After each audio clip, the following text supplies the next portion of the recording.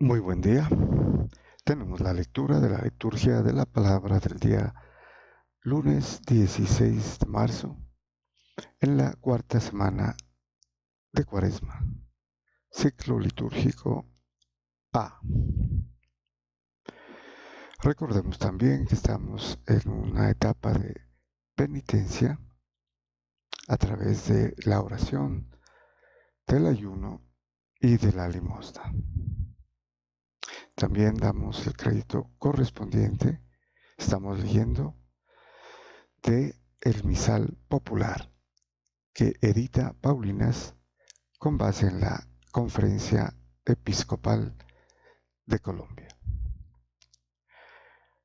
Muy bien, y vamos a la primera lectura.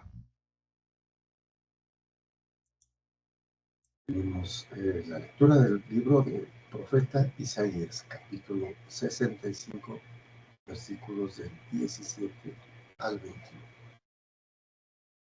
Bueno, este es el penúltimo de los capítulos del libro de Isaías, ¿no? Está compuesto de 66 capítulos. Bueno, nos dice entonces el profeta Isaías: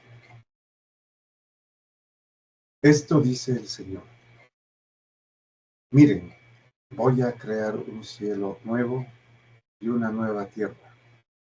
De las cosas pasadas ni habrá recuerdo, ni vendrá pensamiento. Regocíjense, alégrense por siempre, por lo que voy a crear. Yo creo a Jerusalén alegría y a su pueblo júbilo. Bueno, aquí tendríamos,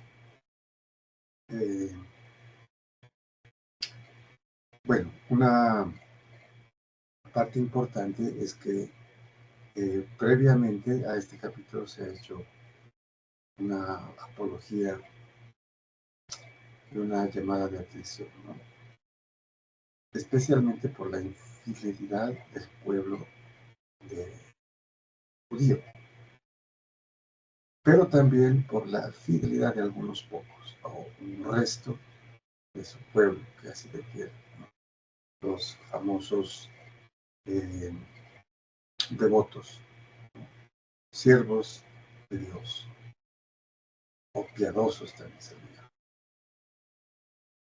Entonces aquí estaría ya finalizando, ¿no? Y ya vemos en este lenguaje algo de la narración apocalíptica, en el sentido escatológico, ¿no? Como veremos a continuación, lo que va a pasar, ¿no?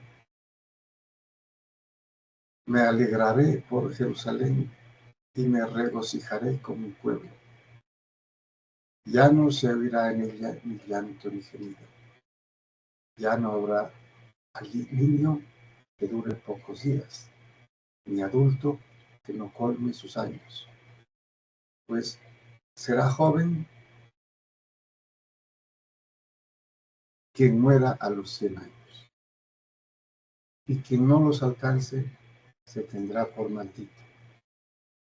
Construirán casas y las habitarán, plantarán viñas y comerán los frutos. Entonces nos está hablando ya de una época como profecía, ¿no? Mesiánica, prácticamente escatológica, ¿no? O sea, post-mesiánica.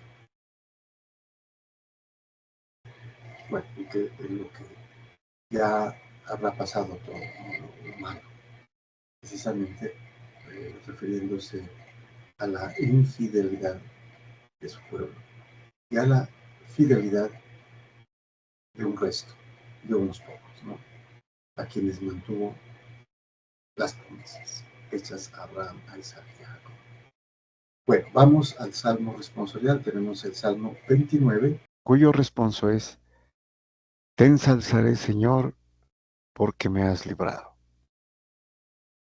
Este es un salmo eh, que es un cántico, ¿no? Que su autor, el rey David, había compuesto para la dedicación de su casa y que también se cantaba en el templo.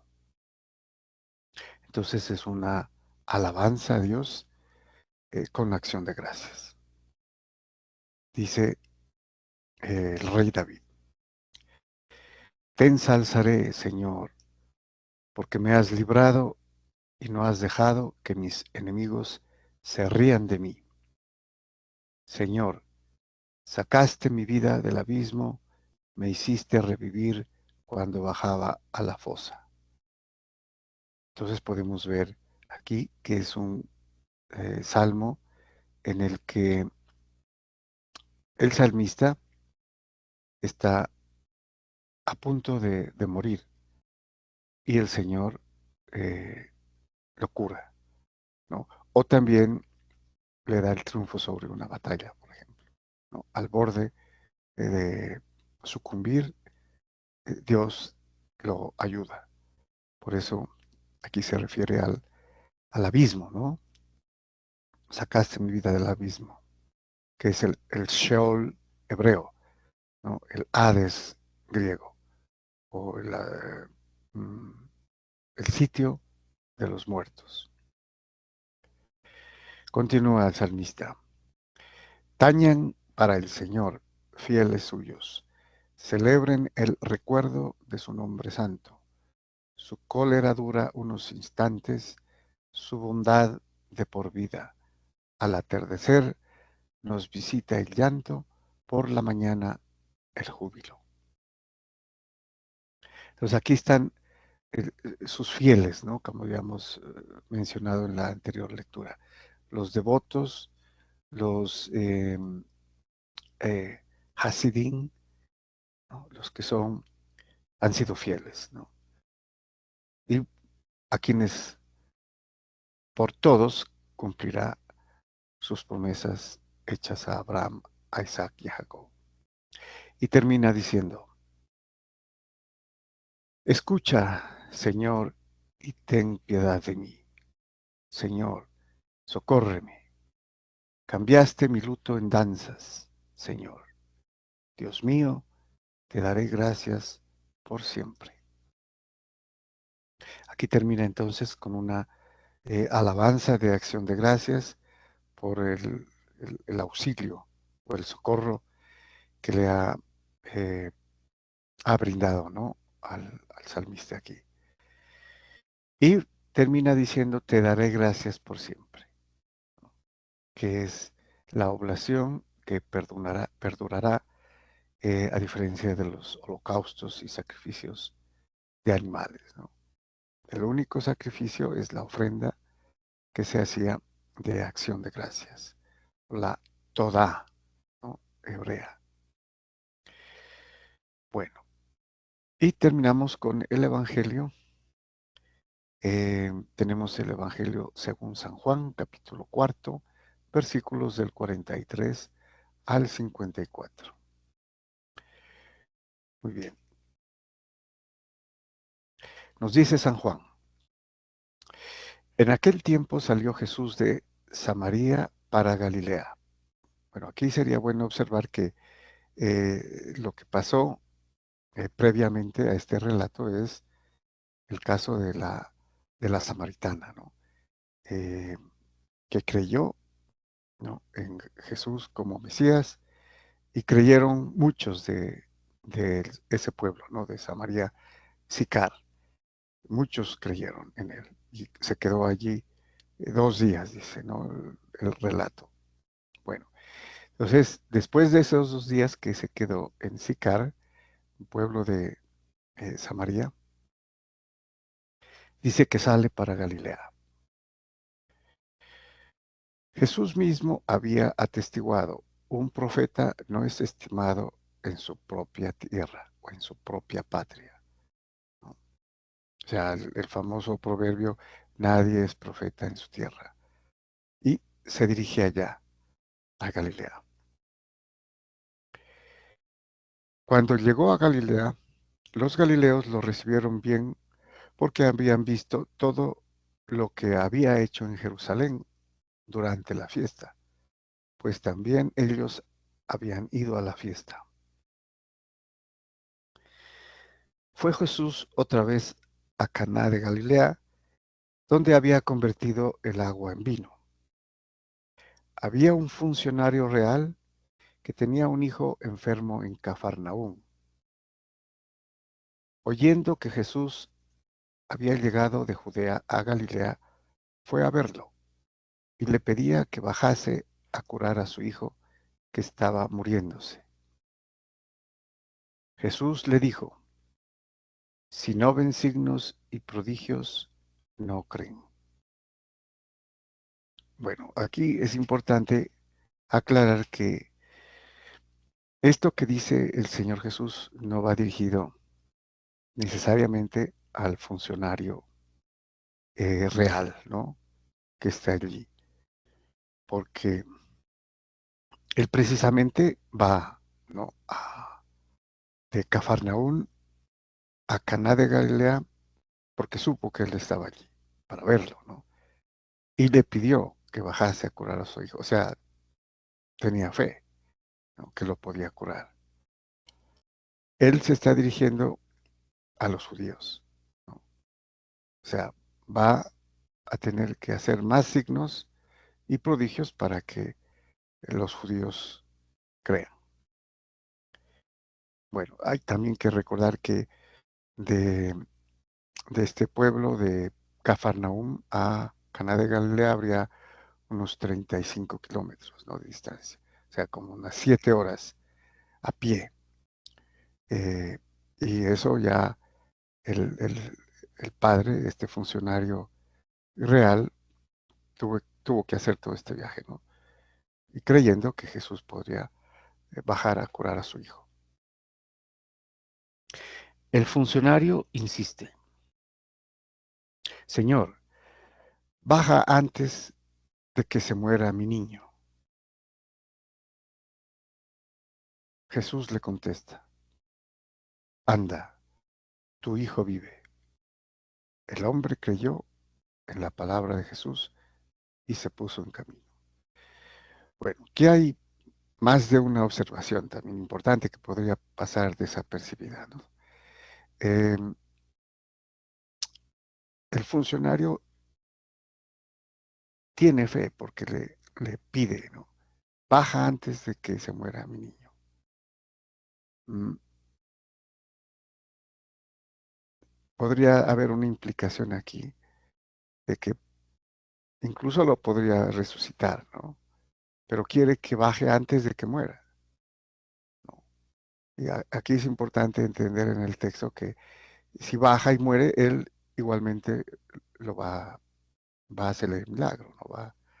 Y si ha muerto el niño, lo va a resucitar, como sucede en otras dos ocasiones. Jesús le contesta: anda, tu hijo vive. Importante porque le ordena, ¿no? Que se vaya a ver al hijo. O sea, a la fe de este funcionario, él le dice que haga algo, que vaya, tu hijo vive, que regrese, ¿no? Y que se cerciore. Y lo importante, casi lo más importante, es el hombre creyó en la palabra de Jesús y se puso en camino. ¿Qué creyó el hombre? Que lo curó, ¿no? Que lo curó, por eso fue de vuelta, por eso se puso en camino. También es importante esto, ¿no?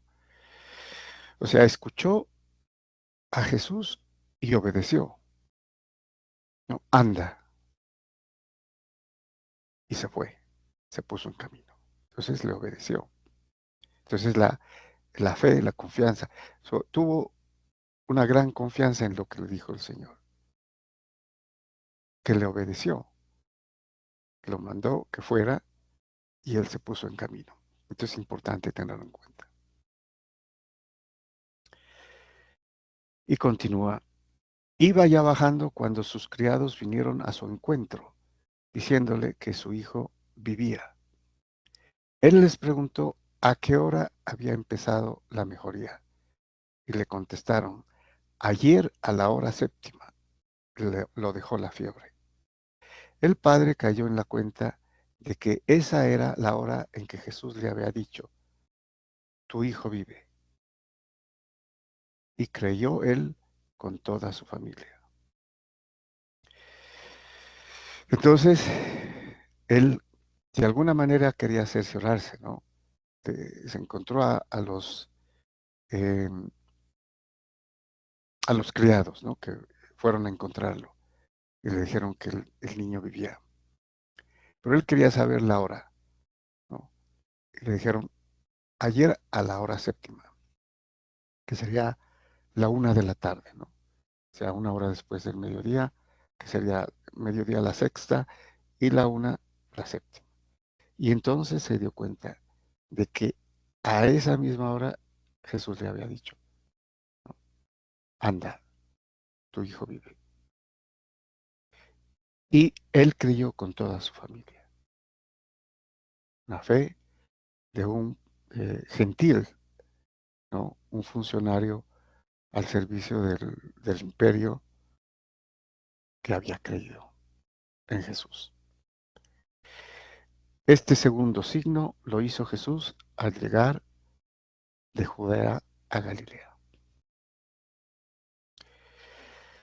Muy bien, muchas gracias y bendiciones.